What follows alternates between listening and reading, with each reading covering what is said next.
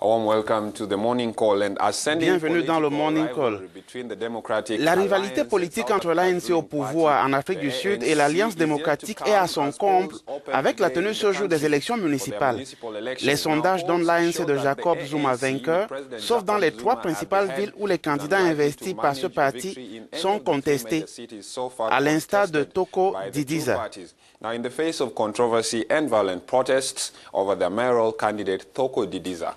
Et puis ce scrutin est présenté comme un test pour le parti du président Jacob Zuma en difficulté depuis quelques mois. Certains analystes prédisent donc un vote sanction dans certaines régions du pays. L'opposition pourrait ainsi gagner du terrain. Elle est représentée par l'Alliance démocratique d'un côté qui insiste sur ses capacités de gestionnaire et critique la corruption au sein de l'ANC et de l'EFF, les combattants de la liberté économique, un parti plus radical dont le programme inclut d'importantes vagues de nationalisation ou encore la saisie des terres des Blancs pour les redistribuer. Finalement, quels sont les véritables enjeux de ces élections municipales? Pour mieux comprendre, nous en discutons ce matin avec le professeur Somadoda Fikeni à Johannesburg. Ce scrutin est donc très attendu. On s'attend à du changement par rapport aux élections précédentes.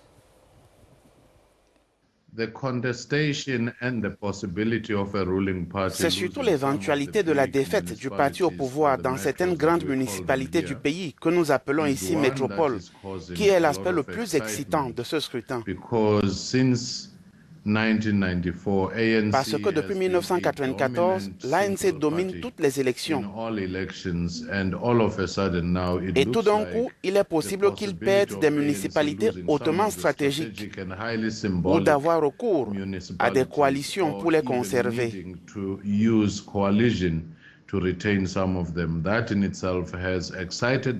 C'est ce qui motive davantage l'opposition qui fait paniquer l'ANC qui essaie de conserver ses acquis. Alors, beaucoup d'analystes estiment que l'ANC a perdu sa légitimité, au moins une partie, entachée par ces scandales de corruption ces derniers mois. La population ne se sent plus vraiment représentée, selon vous ?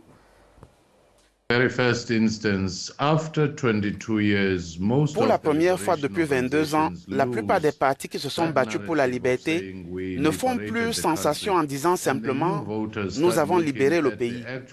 Et les nouveaux électeurs regardent la situation actuelle. Ainsi, toutes les promesses faites n'ont pas été tenues. Deuxièmement, le niveau très élevé de la corruption, les guerres entre factions au sein de l'ANC et les scandales impliquant les leaders du parti, notamment le président de la République, qui est dans le collimateur de la justice. Tout ceci nuit à la réputation de l'ANC.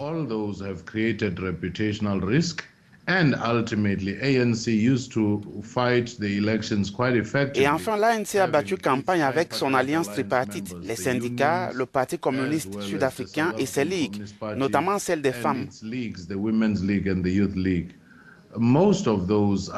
Mais la plupart d'entre elles sont fragmentées et affaiblies. Donc l'ANC a dû se battre beaucoup plus toute seule pendant la campagne électorale. Et pour terminer, M. Fikeni, dites-nous, à quoi faut-il s'attendre pour ce scrutin? Eh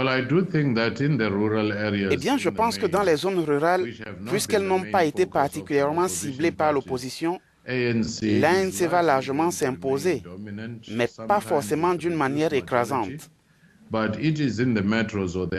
C'est dans les métropoles et autres zones urbaines que ça semble être difficile à cause de la forte concentration de la population blanche et de la classe moyenne, y compris la classe moyenne noire. C'est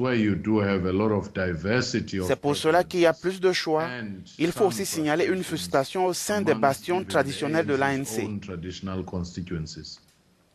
Thank you very much, Professor Somadoda. That was Somadoda Fikeni, a political analyst. C'était Somadoda Fikeni, un analyste politique depuis Johannesburg.